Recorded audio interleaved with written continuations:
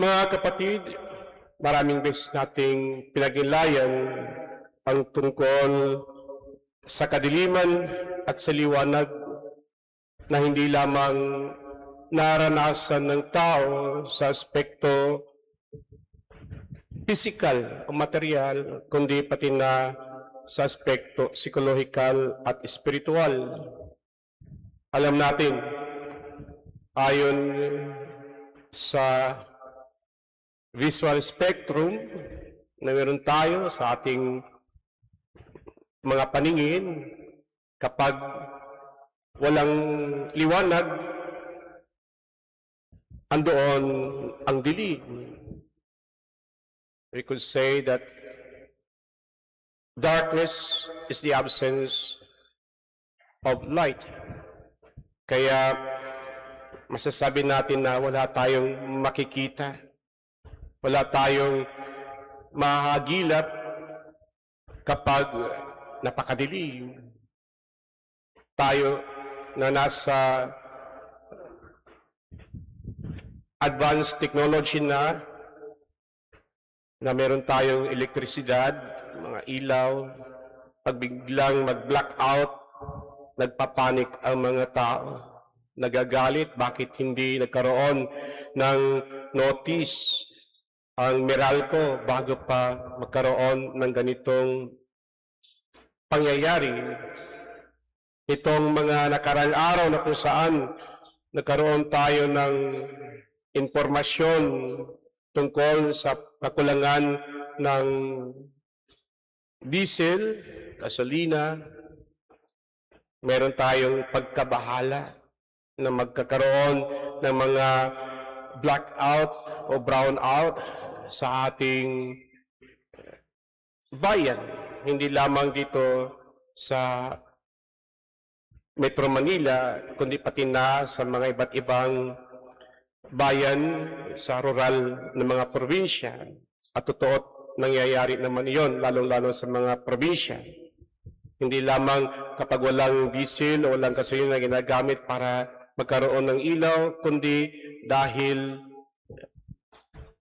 medyo mahirap po talaga pag nasa maliit na probinsya at sa kakulangan ng pinansyal upang matustusan itong problema, kaya merong mga cut-off sa enerhiya at ang mga bayan sa probinsya ay may mga schedules for brownout.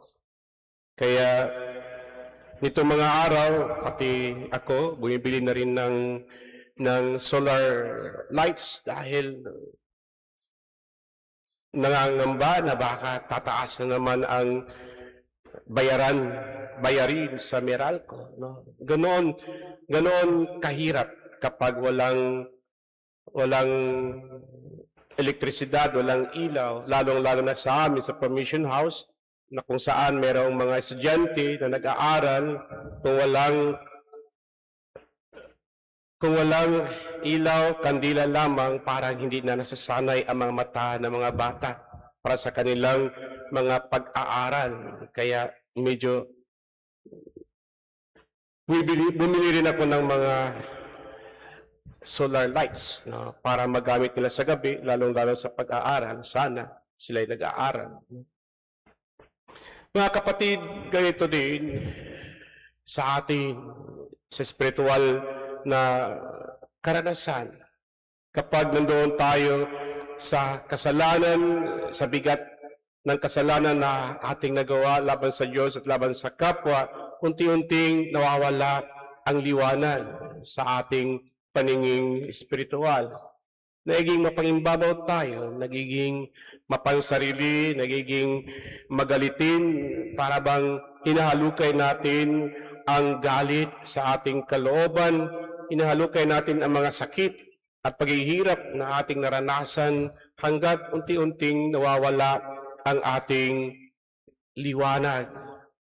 Ngunit ganun pa man, kahit isang kusing na liwanag na meron tayo sa ating kalooban dahil sa panalig natin at pamahal sa Diyos, ito ay magbibigay sa atin ng pag-asa na mabuksan muli ang ating pananampalataya upang magkaroon tayo ng tuwirang paglalakbay patungo sa kabanalan ng buhay. Umaasa na ibigay muli ng Diyos ang kanyang papala upang magkaroon tayo ng wastong mga desisyon sa buhay, mga pagninilay na makakatulong sa atin upang mabigyan muli ng pagpapahalaga sa ating puso ang liwanag na mula sa ilaw ng karunungan na mula sa Diyos na ating napagnilayan kahapon. Hindi natin minsan mawari kung bakit nagkaroon tayo ng kunting pag-asa sa mga panahon na kung saan puro kadiliman ang ating nakikita, puro galit, puro mapaglinlang na mga pag-iisip na meron tayo. Ngunit sa kadakilaan ng pagmamahal ng Diyos sa atin, ang kunting liwanag na meron tayo sa ating kalooban, ang kunting pagmamahal, ito ay nagbibigay sa atin ng pag-asa upang muling bumangon at hahagilapin kung saan makita natin muli ang kadakilaan ng pagmamahal ng Diyos, ng kanyang banal na awa upang patuloy nating maramdaman kung gaano tayo kamahal ng Diyos, kung gaano siya nagpapalaga sa bawat isa sa atin. Mahal tayo ng Diyos. Hindi niya tayo pabayaan sa panahon na kung saan maramdaman natin ang dilim, na kung saan nagpapahirap sa ating kalooban. Ngunit kinakailangan din na buksan natin ang ating isipan, nabuksan natin ang ating kalooban para sa Espiritu Santo ating natanggap mula sa binyag sa pangalan nating Panginoon Jesucristo na magbibigay sa atin ng inspirasyon, ng lakas loob na tutulak sa atin upang magsusumamo sa Diyos at hilingin sa Kanya kung ano ang totoong pangailangan, hindi lamang ang material, psikolohikal, emosyonal, kundi lalong-lalo na sa espiritual na aspekto sa ating buhay. Huwag tayong mawala ng pag-asa dahil ang karunungan banal ng Diyos ay patuloy na magbigay sa atin ng liwanag upang sa ating paglalakbay andoon yung tanglaw upang makikita natin kung ano ang layunin ng paglalakbay na ito na siyang marating ang buhay na walang hanggan. Amen.